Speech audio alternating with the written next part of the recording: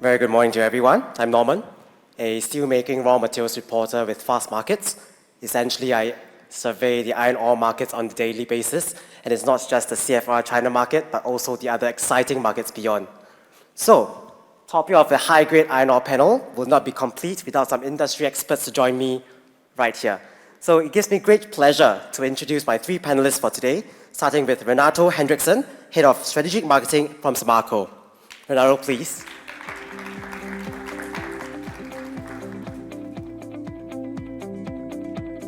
Next up, I have Siddarth Aggarwal, Market Analysis of Iron Ore, Anglo American. Siddarth, please.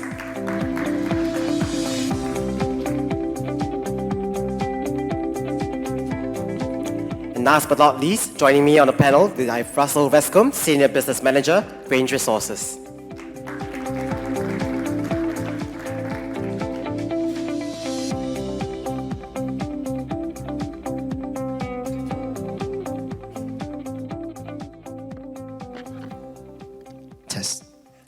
Right, now that we've all taken our seats, I think my brief introduction may not be complete enough, so I'll give all three gentlemen a chance to introduce themselves to the entire forum. So I'll start off with Renato, please.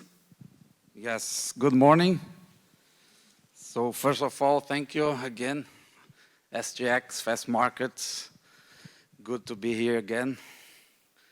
So I'm Renato Hendrikson from Samarco. It's a Brazilian pelletizing company. So I'm based in Brazil in the headquarters. We are producing pellets, both BF and DR, to the markets globally. We are ramping up production.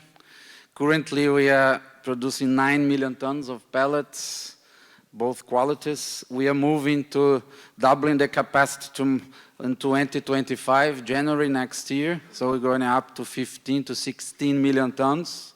And back to full production, full capacity production by 2028 to 25, 26 million tons of pellets. We are serving domestically in Brazil and globally all the regions, including, of course, Asia. All right, thank you, Renato. Next up, I have Sid. Thank you, Norman. First of all, I want to express my gratitude to SGX and Fastmarkets for extending the invite. I think it's great to be back here with some of the old friends from the industry. So I'm Sid. I look after the market intelligence for iron ore and steel for Anglo American. And I'm also the book owner for the equity book. I've been in Anglo for the last 11 years, so just over a decade based here in Singapore. Before that, I was a management consultant. Anglo, as you would probably know, is a supplier of high-grade iron ore products from our mines in South Africa and also Brazil. So we have about 65 to 70 million tons of very high Fe iron ore products from fines, lumps, and pellet feeds. So I look forward to the discussions. Thank you. Thank you, Sid. And last but not least, I have Russell. Good morning, everyone. My name is Russell Wescombe. I'm from Range Resources. My role as a senior business manager is overseeing all of our sales and marketing activities. Range Resources, we are a magnetite operating mine producing high-grade pellets. We are the most experienced magnetite operation in Australia. We've been operating for over 55 years. We are also producing one of the lower emission products on the market. We are committed to decarbonisation. We have a decarbonisation pathway that will have us reducing our emissions by 50% by 2030 and net zero by 2035. So we're extremely committed and excited about delivering on those projects. We also have a Southdown magnetite project that is being developed in Albany, Western Australia. We're currently working through our DFS, hoping to complete this year. This is a world-class magnetite project that will play a significant part in delivering DR pellet feed into the DR pellet market. So we're extremely excited about this project. Thank you. Right, thank you, Russell. All right, so I think across all three industry experts, there's this one term that I'm just hearing from all three of you guys, is that this concept of green iron ore. I know that we've got the Green Steel panel and Green Steel Forum yesterday, right? So I just want to ask, maybe starting off with Sid, right? So now green iron ore, this buzzword in the steelmaking industry, so it has been floating around for perhaps the past 5 to 6 years. So I just want to ask to you, what is green iron ore and how is it being distinguished from other direct shipping ore in the market itself? Yeah, thanks, Norman. I think it's no more a buzzword. I think it's almost a reality, especially with what's happening, with all the efforts that are being put by our customers and also by ourselves to decarbonize the steel value chain. When you think about green iron ore, I think there are 3 components to it. So effectively, iron ore produced with a very low carbon footprint. So that's the production stage, which is the scope 1 and 2 emissions. The second component is it's transported with a very low carbon footprint. So that's like shipping or whichever modes of transport you're using. And I think the third is the iron ore that actually helps our customers to decarbonize, which is effectively lower scope 3 emissions.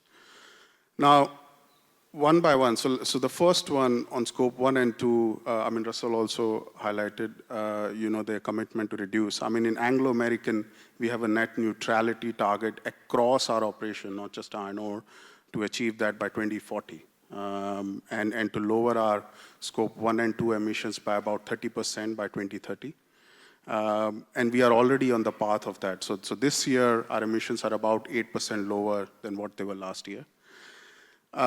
When you talk about the transportation of ore, and the emission savings to that, so we have a growing fleet of LNG vessels, which effectively help to lower emissions by about 35% compared to a conventional, marine fueled sort of vessels. So that's again, a part that Anglo American is playing.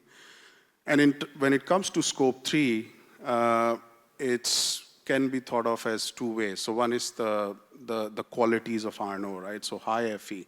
Every percentage Fe helps you lower CO2 emissions by about 2 to 3%.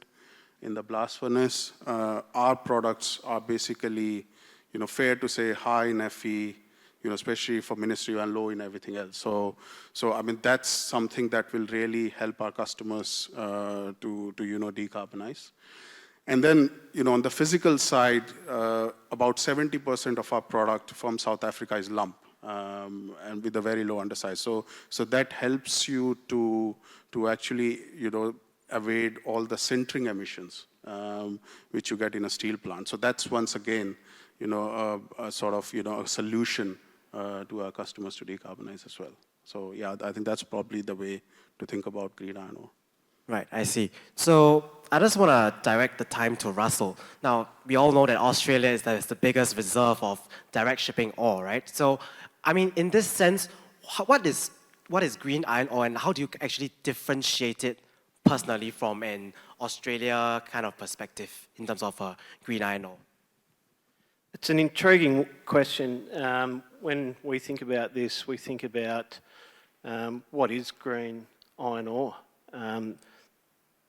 We're not aware of any certified... It's not the colour of the iron ore, for sure. We're not aware of any certified specification as such. Talking about buzzwords, you're hearing near zero emissions products. And then you ask yourself, well, what is that? Looking at an emissions per tonne of product produced, is it 100 kilos or is it less than 50 kilos? And to put that into context, looking at Grange, our emissions per tonne of product is sitting around 120 kilos. And with our decarbonisation plan, we are currently firstly working through removing anthracite coal from our blast furnaces.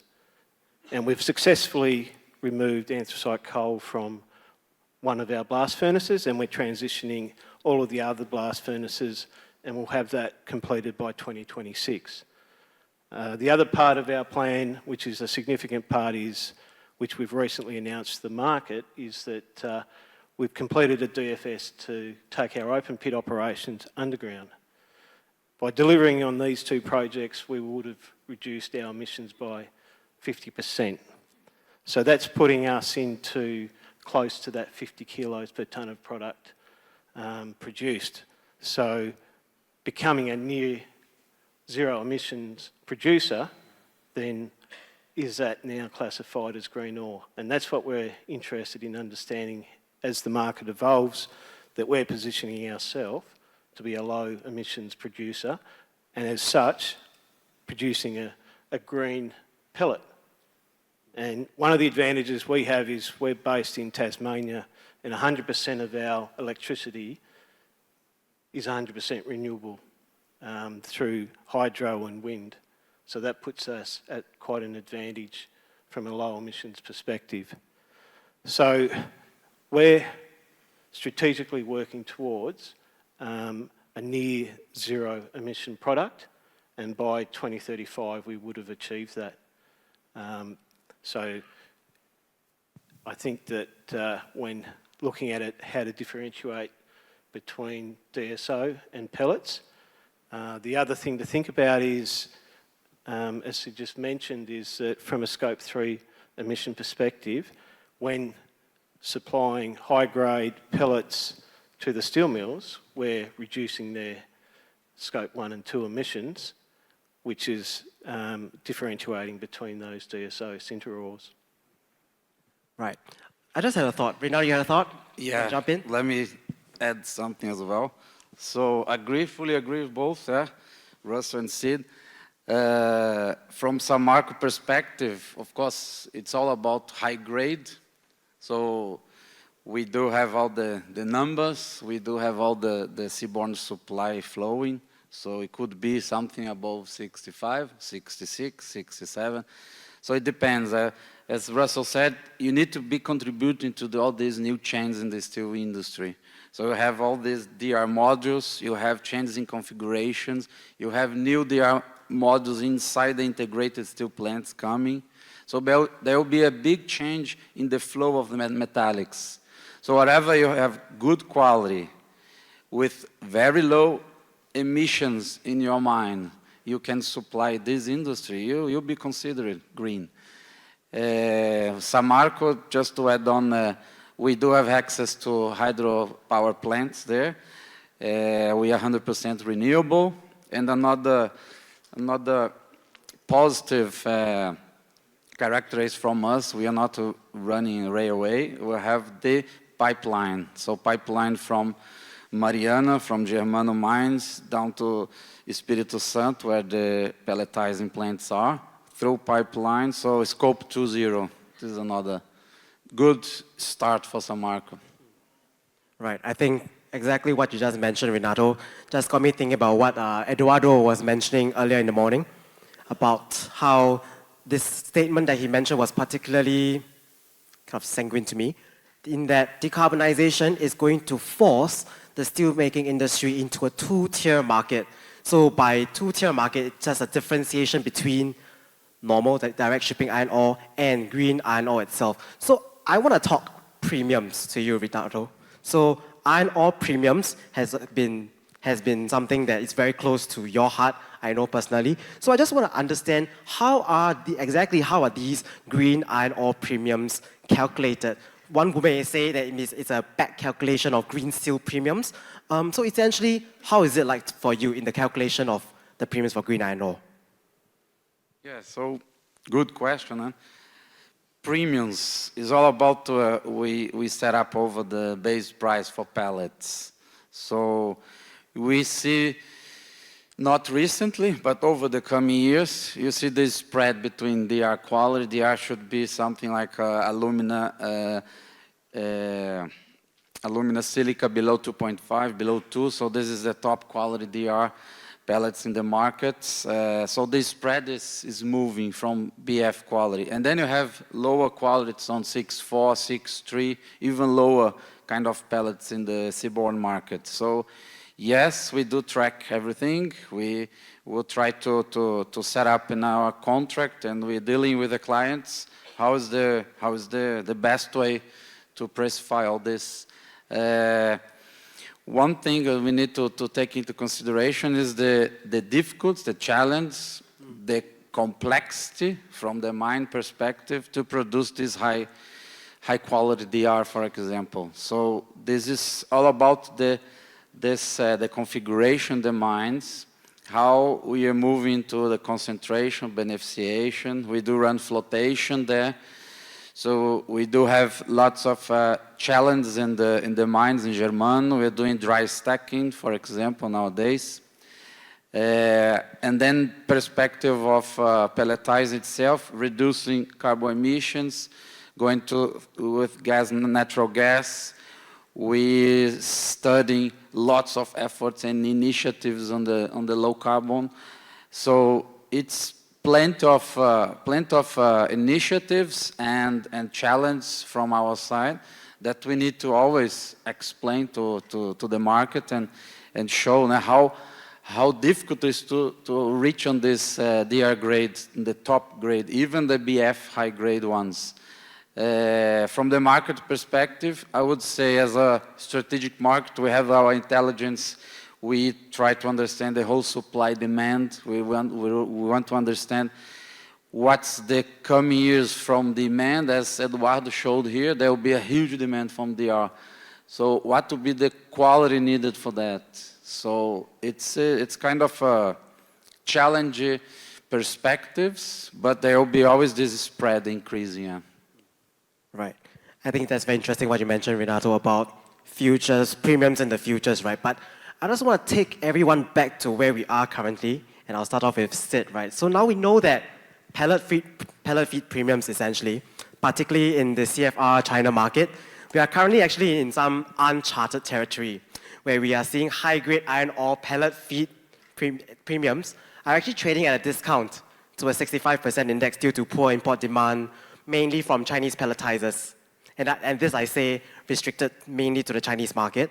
So I just want to ask you, Sid, so in lieu of this soft pellet feed demand and soft pellet demand, alongside weaker steelmaking margins in China, in situations like these, so how does the market ensure long-term investments and efforts like what Renato mentioned on high-grade pellet feed on projects against short-run dips in premiums like we're seeing right now? Yeah, I mean, good question again. I mean, I think when you look at the market movement, there is obviously cyclicality that plays a big role. So right now, we are in that cyclical phase where, you know, some of the weakness in the property markets in China translating into more steel exports out of China is actually playing out, and that's probably, you know, sort of depressing some of the margins. But structurally, you know, with the whole decarbonization backdrop, there is definitely an upside when it comes to product premiums. And, you know, few of the factors, you know, that I can think of, I mean, one is, you know, when you talk about the structural transition of the blast furnace sizes, you know, is quite significant. So like, you know, it's almost, I mean, if you look at the blast furnace size structure in China, more than 2,000 cubic meter, which is, you know, I mean, a norm in places like Europe and Japan. In China, it was about 15% in 2015. Now it's more than 30%. So there is a transition to bigger blast furnaces, which means, you know, very much hard coke, usage of high quality raw materials to reduce your energy consumption. And then there is this also trend around the industry consolidation, which obviously ensures more profitability, you know, to the steel industry. So I think those are some of the characteristics that would drive, you know, the structural upside that we definitely believe in the high-grade premiums.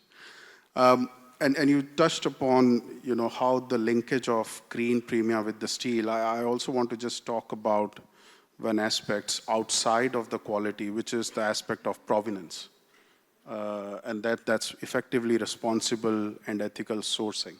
And we can see that in other industries, like let's say cotton or, you know, some of the coffee industries. I mean, there is a clear demarcation around, products which are ethically sourced and mined versus, other products. So it's only, logical to think that the consumer, would actually want to see, those products into the future, and therefore that differentiation will flow back into the value chain, and that will drive, some of those premiums as well. Right, thanks, Sid. So I'm going to move on to Russell. The project that you mentioned, exciting new project for high-grade iron ore itself. I mean, currently, Australia is the nearest gateway into the Chinese market. Essentially, same question to you. In a situation where premiums for high-grade iron ore are on the lower side due to short-term kind of import appetite and import demand from China, how does a iron ore producer, of high-grade iron ore producer, kind of interact and explain the value of green iron ore itself, not as a tangible, on the tangible aspects of it, but of the more less tangible aspects to it? How does the negotiations kind of take place? It's a difficult one because, as been mentioned, the state of the China steel industry with the weaker steel margins is driving certain behaviour to minimise raw material cost inputs, which is driving the demand for lower grade products rather than the higher grade products. So as a company that's trying to develop a high grade project, it's important that you have that certainty, price certainty, to be able to invest in such a large capital intensity project. So what strategies we put in place is, I think it's a collaboration between the producers of these potential high-grade projects and the steel mills to work together to accelerate these projects, which will be to the mutual benefit of all parties in the longer term. Right. Perfect example. Perfect segue, actually, into the next point that I wanted to mention. So we've always been talking about a CFR China-centric market. Earlier presentations have also talked about there is supposedly a slowdown in production for China's crude steel. So I really just want to talk more about a market beyond China. We know there's a difference in valuation in terms of blast furnace and DR pellets in China vs the rest of the world, right? So these differences can go up to about $30 to $40 in difference in premiums itself. So I just really want to kind of understand how does the industry kind of harmonize between the differences in valuation between the same product itself, between these two different markets. So Renato, any thoughts on how sales is actually being conducted in this sense, be it on a China market and the more exciting market beyond China? Yep, yeah, another good one. So let's start from the baseline. When we talk about Chinese imports, is primarily lower quality pellets. So we have the seaborne of 110 million tons flowing every year. I would say less than half is really high-grade material from the producers. So we have this flow of 15, 20, 25 million tons a year to China. This is a kind of lower quality, so that's why we say there's this difference on pricing. So we need, again, bring on the high grade and understand what's the real quality and the value in use that the steel mill will recognize. So it's all about reducing your coke rate, reducing your slag rate, you increase your productivity. If you see all the numbers, all metallurgists, whoever you talk with, it's all about increasing your high grade, so you'll be reducing lots on the CO2 emissions. There will be more and more push to lower impurities pellets, high grade pellets for the DR. So there will be, I think there will be always this kind of difference because you are talking about different sets of different portfolios now on the seaborne running through. So it's all about the quality at the end. The value in use for the blast furnace, for the DR producers, so for the users. That's it. I see. So essentially, I think what Renato you are kind of gleaning about is the difference in kind of function and the type of purpose of the product is essentially. So beyond China, other emerging markets, other exciting markets such as the Middle East and North Africa, we are seeing exciting new projects getting discussed and developed in Oman, Saudi Arabia, in the region itself, right?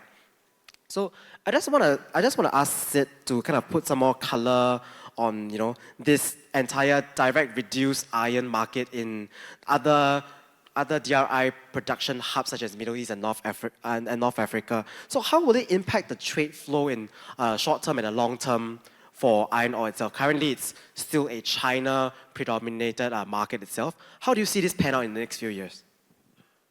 Yeah, so look, I mean, I think the central sort of theme that drives this transition is the move towards carbon light steel making.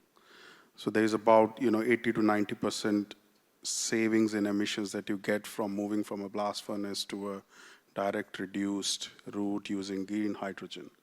Now, if that's the central theme, then we are likely to see more DRI capacities coming up in these regions, as you mentioned. So, I mean, just quoting some of the numbers that we see from some of the consulting firms. I think in Europe, the project list is about 40 million tons. Currently, it's less than 1 million tons. So that's a big increase. In Middle East, which is already quite substantial in DRI production, we are likely to see almost doubling of that number in the next 15 to 20 years. And what's less talked about is China. But even in China, there is an expectation of DRI production, reaching to numbers similar to what we see in Europe, although at a longer time frame. So I think once you see that has implications, as Renato said, on the flows of high-grade pellets, DR products of high-quality lumps. But that also has implication of, emergence of like a traded spot market for DRI and HBI. So currently that market is like, compared to iron ore, which is more than 1.5 billion tons. I mean, that's like 6 million tons. But I think that market can grow many folds, if steel producers look to use DRI, HBI, not only in the EAS, but also in the blast furnace to reduce their emissions. So I think that could be one of the change on the trade flows. Right. I think, Sid, you mentioned a very important point about the rapid expansion of the DRI industry itself. DRI production is expected to increase substantially, especially in the coming decade itself. So, really, we do see it's not something that we do not understand. It's very clear to us that DR pellet feed supply is going to be outstripped by demand in the coming decade itself. So when we see this big difference, I think Vali mentioned about a 70 million ton deficit in supply and demand by 2030 earlier on. So I think, Russell, really, I just want to talk about the direct shipping ore from Australia. That still remains the largest supply of iron ore in the entire world. How do you think this two-tier market is going to pan out? There's going to be major undersupply in the high-grade iron ore market, and there's going to be a major oversupply in the DSO market itself. What do you think is going to be a likely situation in the coming 10 years, with in mind the expansion of high-grade iron ore and DRI production happening in major hubs like Middle East and North Africa? We saw some presentations yesterday at the Green Steel Forum that I think covered off on this particular point. There is a significant amount of collaboration that's occurring between the mining industry and the steel mill industry. And I think that is the way forward to look at how industry can transform and come up with new technologies of being able to process the lower grade ore. We're mentioning about the ESFs, and there's a number of others that Rio and Vale are working with, a number of partners, and I think that's the way forward of how we address this evolving demand, supply, and, as you say, addressing the oversupply of the lower ore supply market. From a DR perspective, the other alternative is with the shortage of DR pellets in the market, is considering acceptance of slightly less quality DR pellets. And for grains, that's something we're looking at as well. Our pellets are not quite at the 67.5%, we're at 66.5%, and our impurities are quite low. So I feel that there's opportunity for pellet producers like grains to provide supply into the DR pellet market. Understood. At this juncture, I think I would like to kind of open the floor to any questions, but as with most forums of the day, cold calling the audience to ask questions, it isn't really very effective. So for everyone, we have a very nifty QR code at the side of the screen. So please feel free to scan the QR code and fire your questions away to our industry experts. This is a once-in-a-lifetime opportunity for you to get your questions answered by our industry experts on the panel. But before that, maybe I have the privilege of asking more questions to the panel itself. So Sid, I just wanna pick your brain on, we have talked about DR pellets, we have talked about shortage of DR pellets vis-a-vis this increase in DRI production. So there's one missing element that I think you can help us unlock is iron ore lumps, DR grade lumps. So I'm not sure if most in the audience will be familiar with how iron ore lumps can be used in DRI modules itself. So can you provide some color on it, and how do you think this can be an opportunity to kind of address this entire undersupply of DR pellet feed in the market? Yeah, thanks, Norman. So you are right in saying, and I think some of the speakers in the morning have highlighted the tightness or the deficit that we are likely to see for the DR pellets. I think by choice, for a DRI steelmaker, pellet is definitely, the first choice, and then it's the lump. And it really depends on, what kind of lump, right? So there needs to be, a very low undersize. So our lump from South Africa, it's one of the hardest lumps on the planet, and thanks to Mother Earth. It's basically a high Fe, so the Fe is more than 64%. We also have a premium lump, which is more than 65%, 65.2% to be exact. And that lump has actually been used by some of the DR steelmakers in Middle East. So they have actually successfully used our lump in their modules.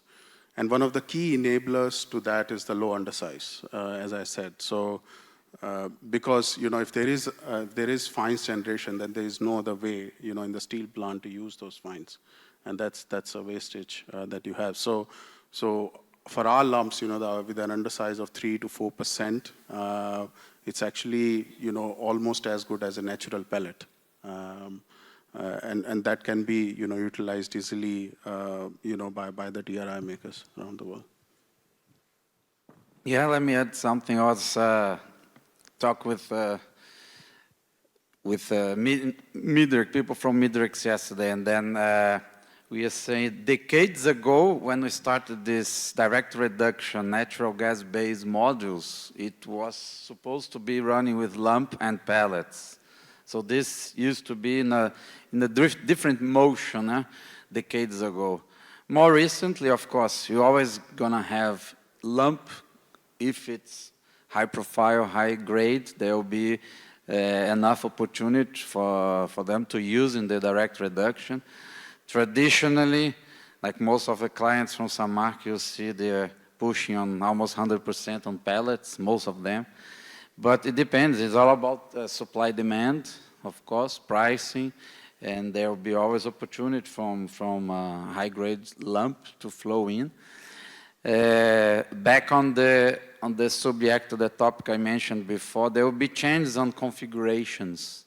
So we still don't know how going to be specifically supply, demand, and the flows in the Middle East, for example. In Europe, we're coming first with this green trend transition, shut down blast furnaces, getting up into the DR. So it depends on how be in the next decade, and then we understand like how could be. I'm just seeing the questions popping up here. It's all about green premium, and if something go into from pellets to pellet high grade. So it will be a new index. This is for you guys from Fastmarkets. But I think we'll need to wait for another 5, maybe 10 years, we don't know, to understand really these flows and how will be the burdens for the steel makers. Yes, thank you, Renato. Yes, very exciting to see all the questions popping in. So you're highly encouraged to have your questions asked on Slido, or have my colleague Bansri with the microphone on the floor. So if you have any burning questions, please feel free to approach Bansri to have your time on the floor. So, okay, I have one quite interesting question over here. Maybe it's probably for Sid. So, Sid, so why should DRI pellets have any higher grade than high-grade lump? As a question mentioned that DRI process prefers lumps traditionally. Yeah, I mean, the question is itself the answer. Yeah. Lump should be as good as DRI pellets. Right. No, but look, I mean, DRI pellets is effectively, very low in Kang. So, you're talking about, I mean, the definition has moved a little bit, but 2.5%, 3%, silica alumina, and an Fe of, more than 67%, up to 68%. So that basically means, much more amenability to the process vis-a-vis lump, which has, a slightly higher sort of Kang, compared to that. And that's probably, the driver why it attracts, better value. But once again, it comes down to the long-term supply-demand dynamics, as Renato said. I mean, if there is a deficit, of DR pellets in the future, then I'm sure, the alternatives like lump would be looked at very keenly by the steelmakers. I see. Thanks, Sid. So, question for Russell, right? Question is that, is there a quality difference in DR pellet quality between gas-based DRI and hydrogen-based DRI products? Right, so question is there a quality difference in the DR pellet quality between gas-based DRI and hydrogen-based DRI production? It's an interesting question, but I'm not across that detail, so I might have to hand that over to someone else. We've been running tests. We're already trying to understand the future of these hydrogen direct reduction processes. So it's slightly different, of course. So you're reducing using the H2 instead of natural gas with the carbon. So I would say there is improvement to be done. They really need to understand. I think it will be much more on the side of the reformers, how they'll flow the gases. So it will be much more on the operational side rather than the raw material side. Raw materials, we already run tests, pretty well done, and then so it looks like it's reduction. It will be always focused on I saw there's a question if there's any differentiation on the R to the others. I understand this. DR, historically, you can say it's silicon alumina below 2.5. Some people used to say that below 2, so this is the super top quality. So once you reduce this kind of impurities, your iron goes up to 6.7 high. So these are I would say, back in the hydrogen, it still need to run more industrial tests. We see blast furnace steel mills already injecting hydrogen. It's all about testing and understand how be the operational flows from their side. Yeah. And back in the previous question that we also is all about capital intensive industries. So there should be more and more cooperations. So technical agreements we need to run, as Eduardo Melo Franco said, there are more than 30, 40 agreements with clients. So this is super important. We need to get on this collaboration among miners and steel mills. So end of the day, we are all the one industry going forward toward this decarbonization targets. So we need to understand what should we can differentiate, what can be done, should we sign up like a long-term contract on this or that. So this is very, very important and going more and more technical. Sorry, just one point on hydrogen. We did do a hydrogen study to replace natural gas at our pellet plant. Whilst it was technically feasible, the challenge was the economics. Just the cost of production of hydrogen, even though that we're in Tasmania with the lowest cost electricity that's renewable in the world, so we were able to potentially produce green hydrogen, but it was just the economics that prevented us progressing with that at this stage. I see. That's very interesting. I think, again, this recurring theme about capital-intensive projects for the future require large amounts of investments now, and you contrast it to a period where steel prices, green iron ore premiums are still on the weaker end. So I think this recurring theme is something that is very loud and sobering, right? So that is something for us to kind of think about as we leave the panel. I take it that we still have 3 minutes, so I think I'll just wrap up with some of the remaining questions. I have one question for Sid. So does the purchase of high-grade iron ore concentrates produced from low-grade iron ore improve green points for steel mill? Let me repeat again. Purchase of high-grade iron ore concentrates produced from, so I'm assuming the beneficiation of low-grade iron ore itself. Does it improve the green points for steel mills? And when it comes to carbon reporting and it comes to this whole greenifying their entire supply chain, what do you think? Interesting question. I mean, ultimately, when you do that, obviously, from a miner perspective, you'll have to consider the yield losses that you'll have, for the low-grade iron ore to those qualities. I mean, clearly, if you look at like some of the, let's say the Australian origin ores, I mean, the qualities are still around, 62, 63%, and maybe, for some grades it's lower. So clearly that tells you that it's not, something that's very easy to do, right? It's very capital intensive and all of that. So I think from that perspective, that's probably, the cost of actually beneficiating may drive, some of the premiums that the miners and also the mills would be willing to pay into the future. And that would also play on the overall supply-demand dynamics, of the high-grade ores. But from a mill perspective, it's about what quality they receive. And I think that quality will drive some of the value news that they see in the iron ore. If there is too much beneficiation involved, that obviously leads to more energy utilization and that drives some of the emissions. So I think that's something that will definitely have a a little more negative impact, I guess, on the green premia into the future. But generally, if you are able to produce high-grade concentrates with very low emissions and transport it efficiently, then I think that's really the preferred way for the mills. Thank you, Sid.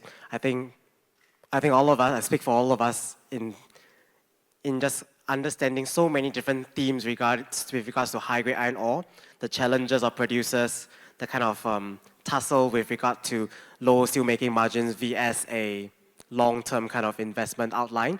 And I think we have all learned a lot from our iron ore experts. So please join me in putting our hands together to thank our 3 panelists for today.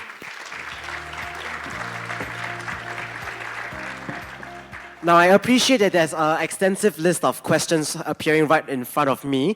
So if there's any other burning questions for the rest of our panelists, I think they'll be more than happy to kind of speak with you during the networking time. But for now, I thank you for joining me for the high-grade iron ore panel, and I'll pass my time now to Paul. Thank you.